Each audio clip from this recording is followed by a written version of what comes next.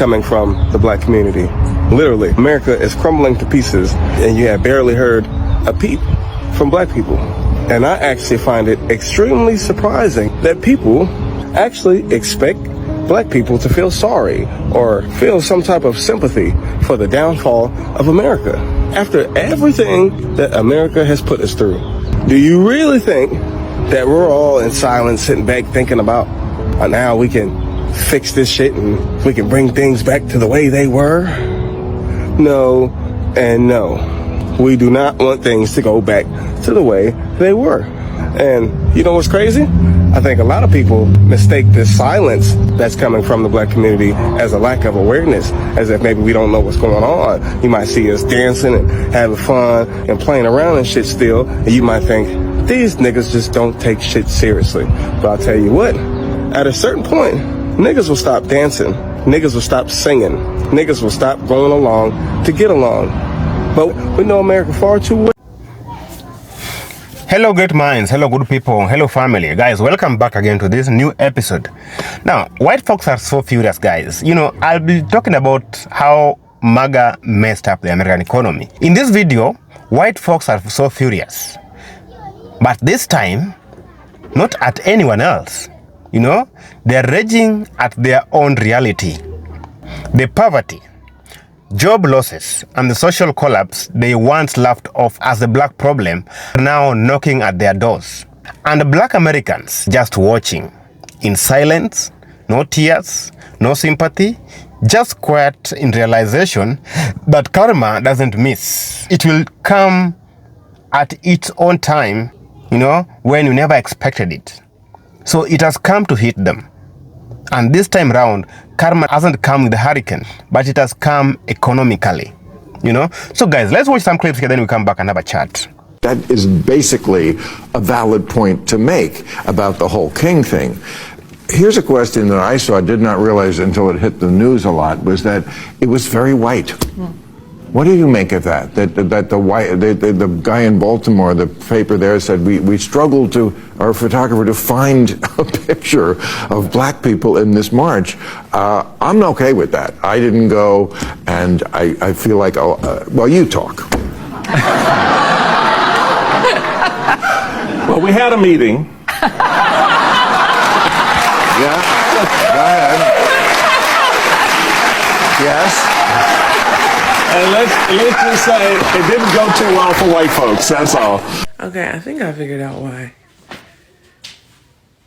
Harmony and people is calling black Americans cowards and carrying on because we not out there in the streets. They thought that we had no self-control. That's what they thought. They thought that when we was doing all that stuff, like in 2020 and Ferguson and Baltimore and stuff like that, and LA riots and stuff like that, it was just because we, you know, they were so easily provoked that as soon as somebody do something to one of us, we don't have any strategy, we don't have any type of thought process. We just go like an attack dog. They thought that we had no self-control, and us deciding to sit out and being all on one accord and being strategic and not reacting is showing a level of self-control that they did not realize that we had. They thought they didn't know about us. They thought that we are messing up their perception of us. They are having a crisis about our identity, about black Americans' identity. Everybody is. Immigrants are having a crisis about our identity. You know what I mean? White folks is having a crisis about our identity. They thought that they could count on us. They thought they knew us. And they never knew us because they didn't know our motivations. They didn't know what we were doing. They just saw the effects and they heard what the media said and they took it and ran with it. So even the people that was like, oh, we support you, this and that, the other thing, they thought that we were, you know, justified, but they also thought we were uncontrollable. You know, because that's why they be like, be peaceful when you go out there. I know you got to go out there, but do it like this. Like, you know, they think they treat us like we're children, like we are feral, unruly children. And now that we are showing them that we we knew what we was doing the whole time. But now that we are showing them now, yeah, we're good. You go ahead and do that. They can't handle it. They can't handle it because it's messing up what they thought they knew about Black Americans. This whole year has been a mind fuck for them. Between us sitting out, between us delineating, we're really showing them in real time who we are. But we always knew, what they say, if you don't know, now you know. Black people are still resting, and they're gonna be resting for quite some time, okay? Because I don't think y'all understand the severity. Like, I think that there's some people out here that think that Black people are playing and that we'll eventually get over this and we'll get back to work. No. We will get back to work in our community. Black Americans will be okay because we put in the work. It's the rest of the people of color groups that have not put in the work because they came to this country with rights that Black Americans fought and bled and died for. So when Black people say that we are resting, that is what we mean. It is not just this election. It is not just this. It is a culmination of so many disappointments from our existence on this stolen land. Okay? Because let's be clear. America is a stolen land built by stolen people. At the end of the day, that is what America is. Black Americans decided that they wanted to make something out of nothing. And that is what we have done for hundreds of years. And have literally laid a table together for everybody to be equitable. Okay? Equitable. All we want is equity, not revenge, not a leg up in the world, but equity across the board. And because America said that that's not what she wants, everybody is going to have to reap what they sow. Black people have been sowing seeds of equity, civil rights movements, voting rights movements. We have been sowing good seeds. So over the next 4 to 8 or however many years, Black Americans are going to be okay. It's all the other groups that we were worried about. But y'all let us know y'all not worried about yourselves, so we can't. Can we talk? It's been a while. I know. But Black women, we're still resting. Yep. Black people as a whole, we are tightening up our ship. Black people as a whole, we are building community amongst each other. Everything else around us is just a distraction at this point because we warned, we shared information, infographics, data, and statistics of what might happen. And clearly, people did not believe that fat meat is greasy. And that video that I just shared was a couple of days after the election, after I had gotten all the tears out, after I had cried it out, after I had prayed it out, all the things.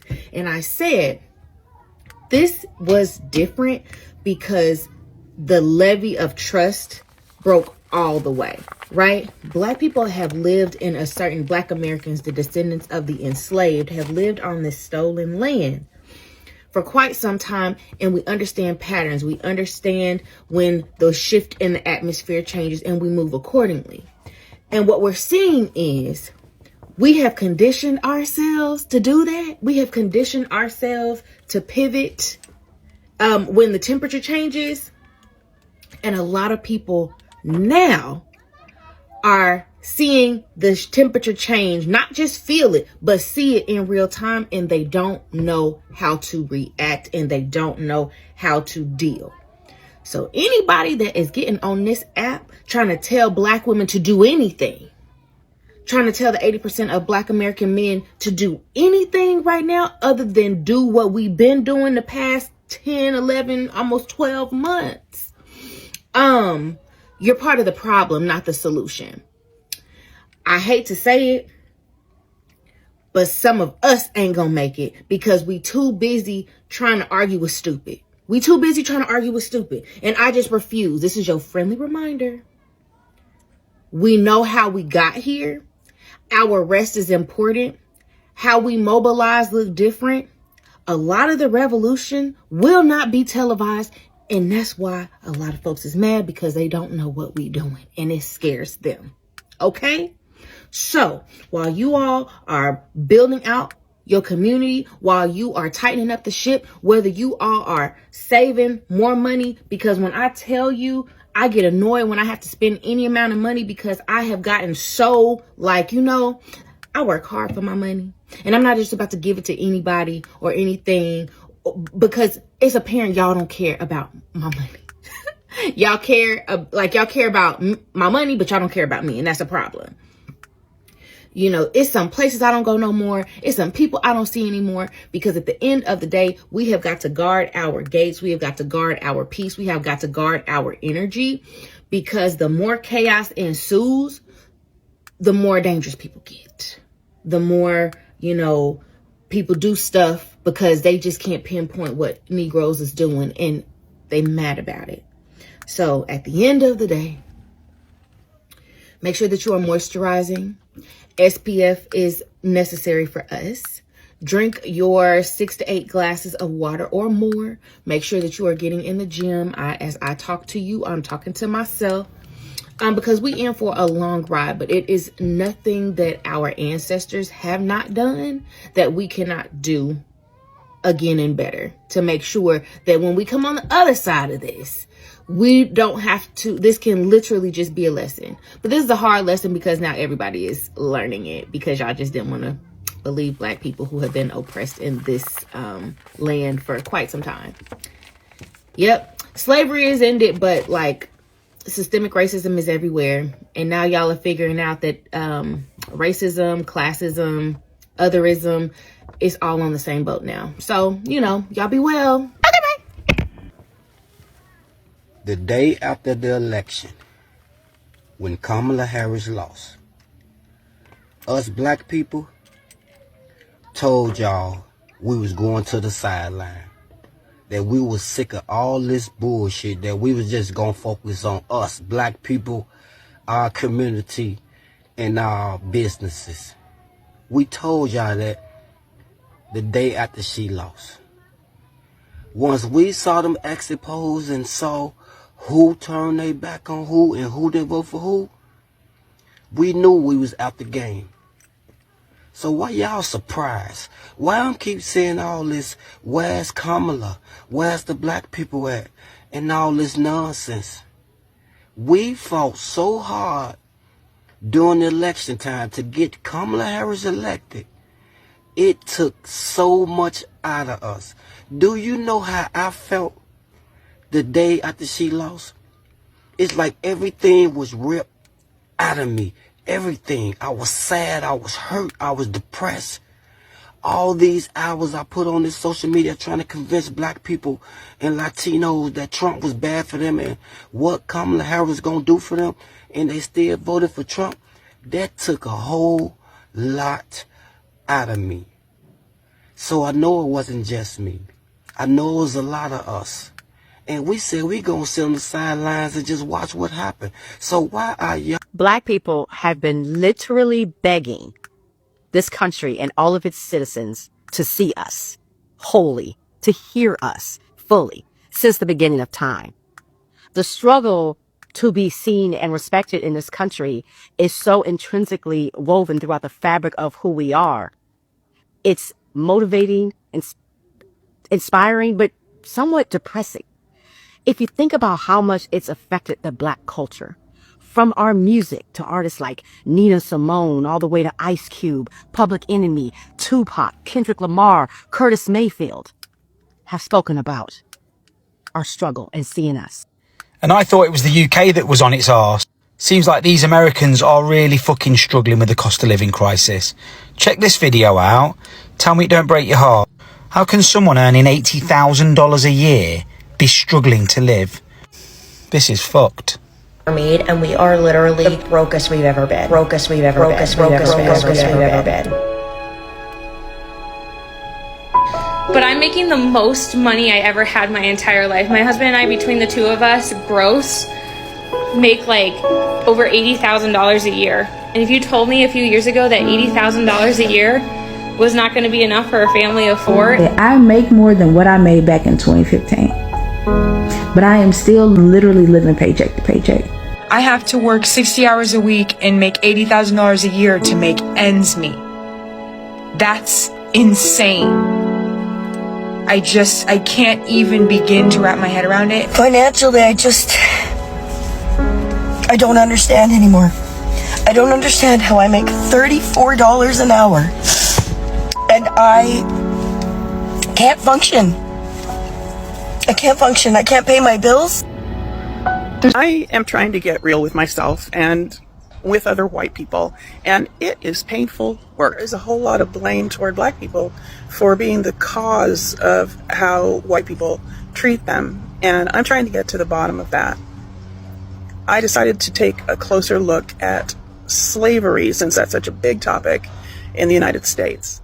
There has been slavery all over the world forever, and all colors of people have enslaved other colors of people for as long as we know about. But the transatlantic slave trade, in which Europeans brought African and Caribbean black people to the United States to be free labor in the new colonies before they were really the United States, is a whole different story of slavery. Slavery historically had to do with who won and who lost a war, who was convenient, who stumbled by at the wrong time, and so it wasn't specifically race-based.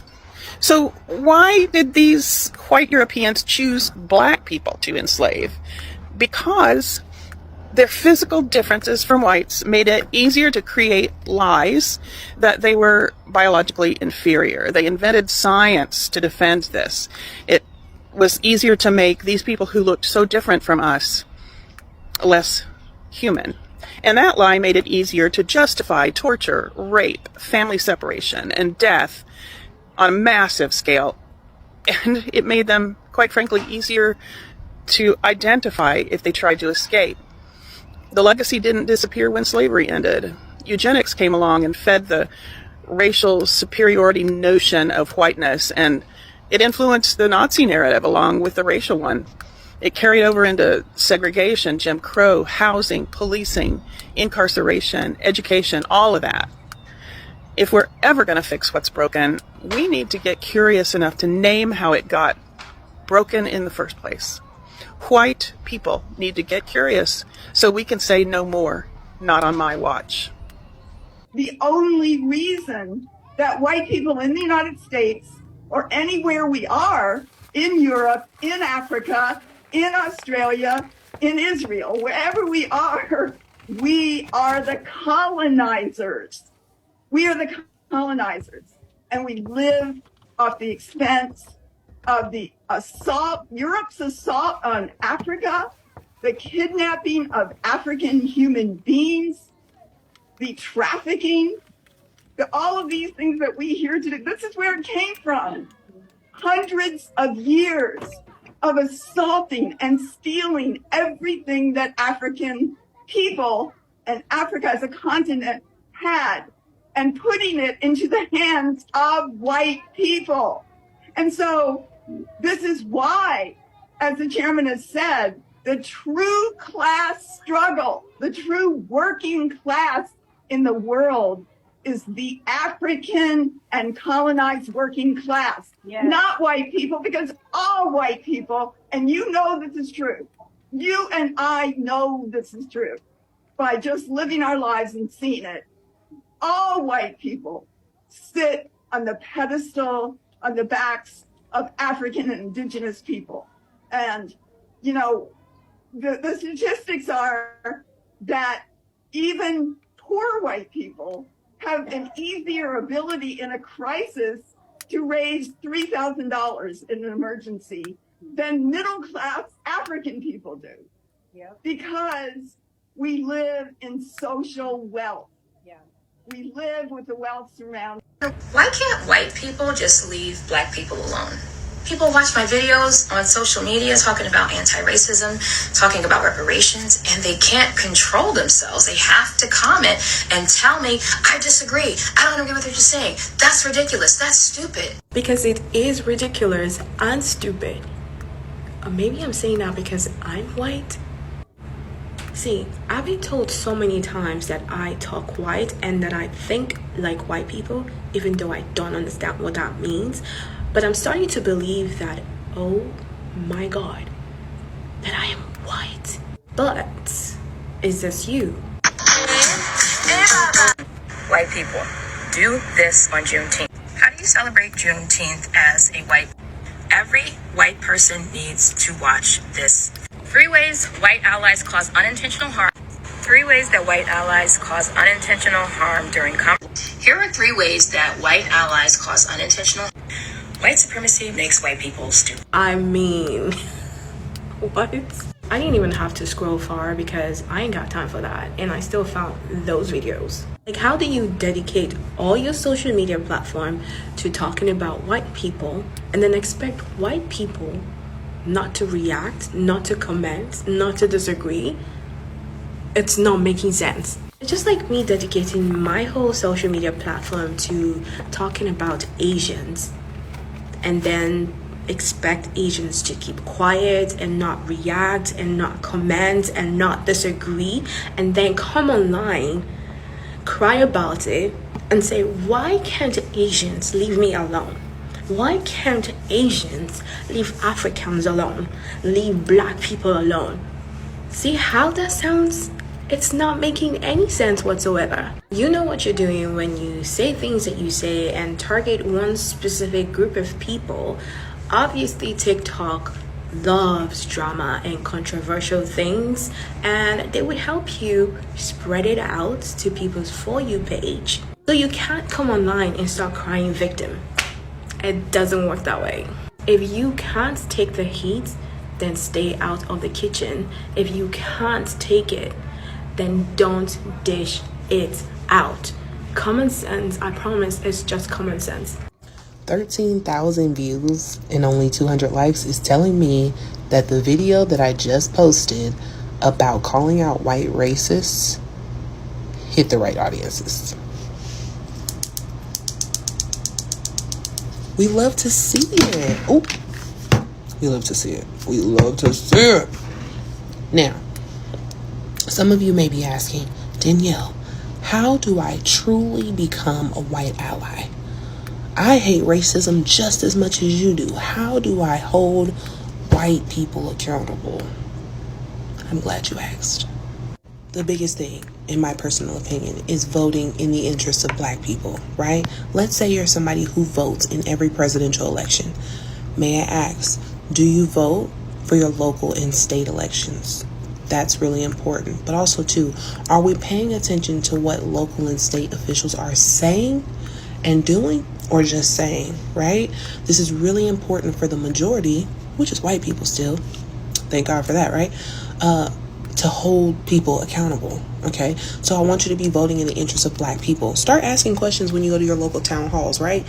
What are you doing, or what bills are you supporting that support the advancement of black people? In my opinion, this is the best place to start.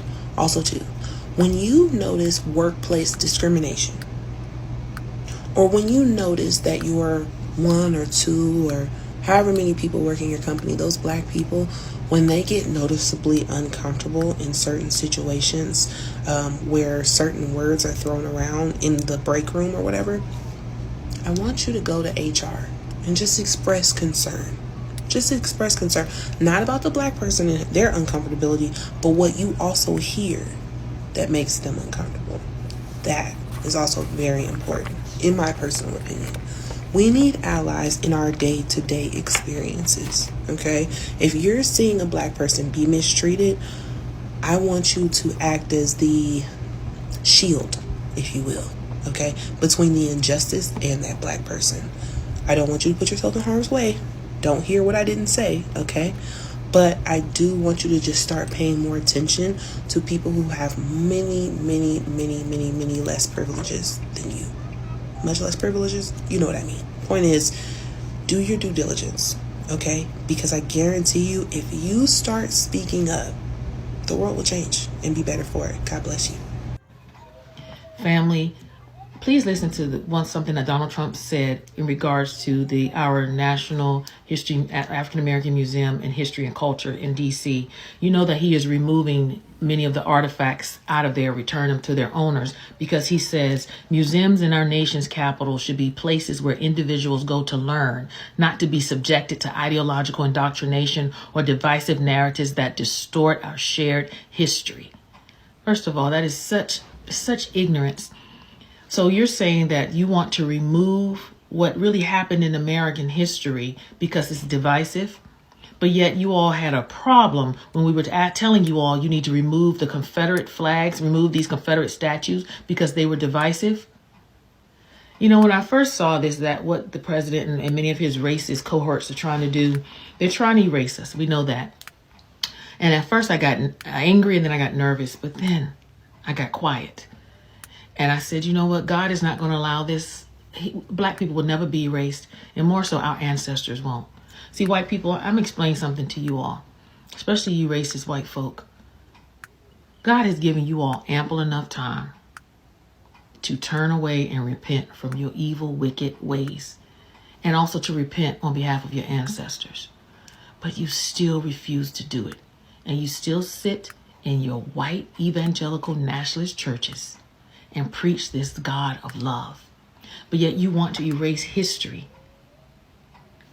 If your history is so bad and you are so good now, why can't you teach that, hey, this is what we used to be. This is how we used to treat blacks. This is how we used to treat Native Americans. This is how we used to treat Jews. But now we have learned. You know why you can't do that? Because you have not learned. You haven't.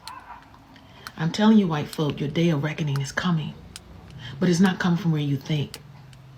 See, our ancestors have been quiet in their graves. They have been quiet. And see, many of you all, you don't believe in all of that, but I'm telling you the truth. I'm telling you what I know. You keep removing our artifacts. Removing our artifacts from this museum is like troubling a cemetery. And I'm telling you now, God is not pleased and the ancestors are not pleased. See, we battle a spiritual war, right? So you can sit up here all day long and read your Bibles and quote your little verses while you sit in your white churches, drive your little Harley Davidson gang to your white churches while you sit in the pews drinking your coffee and looking so smug and arrogant. But when judgment starts falling on your home and on your church and on your people, don't look at us. Because God said, I've given these people enough time and they still have not repented for the sins of their forefathers. And for that, judgment must come.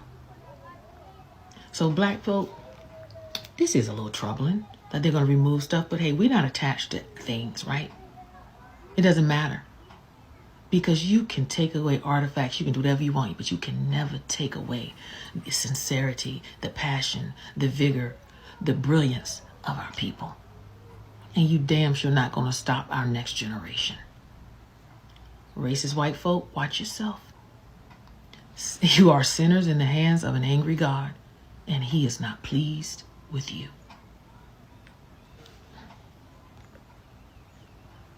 Hi, Jules. Thank you so much for your comment. I wanted to obviously say thank you, but I also wanted to add on to your points because I think you made a really great comment. I think it's really terrifying how my mental health has been weaponized, and how now apparently I'm spiraling and I'm having a mental health episode and everything is bad and this is that. I'm actually perfectly normal. I worked a shift today. I just fed my cat. I'm packing for my move. I'm about to go smoke a L. Like it's not giving spiraling. People who are spiraling, they don't speak coherently. People who are spiraling can't go and work a whole shift normally and not get sent home. Like what? You will never silence me. You will never silence me. I don't care if I'm making you uncomfortable. I don't care if I'm talking about something that you think I shouldn't be talking about. I think people forget that I have agency over my own body. I make the choices. What? And I don't think that people see how racist it is to make it seem as if I'm going crazy instead of thinking to themselves, maybe this person is just expressing themselves. Like that is like, do people not, like, they don't get that, they don't make that connection. It's like, instead of you thinking to yourself, oh, maybe this person just expressing themselves, maybe I don't agree with them, but like they're expressing themselves, you instead think to yourself, this person is spiraling. Y'all need help. Not you, Jules, but these other people, they need help. White women in black spaces scare me because I can't tell if you learned from Master or you raised him. So with that being said, why are you here? Why are you there? Is it because that some black people think that whiteness equals rightness? And because you're so insecure, how does insecurity work? You know. Because if whiteness versus rightness had a Richter scale in your community, you would be in hell. Even though you tote that biracial baby around like it's a handbag from Marshall's, maybe Michael Kors, you're still not black.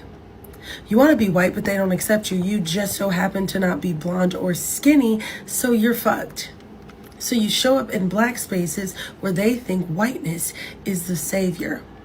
And y'all insecurity matches energetically.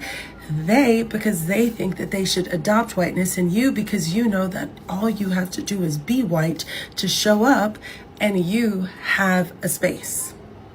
But I'm still scared. And I think other people should be too. Okay, bye.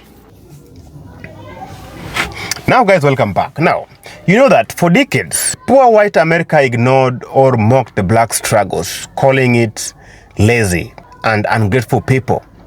But now, the same system they defended has now turned on them. Because the rural America is now collapsing, and farms are bankrupt, factories are gone, and that American dream they used to boast about is looking more like a nightmare.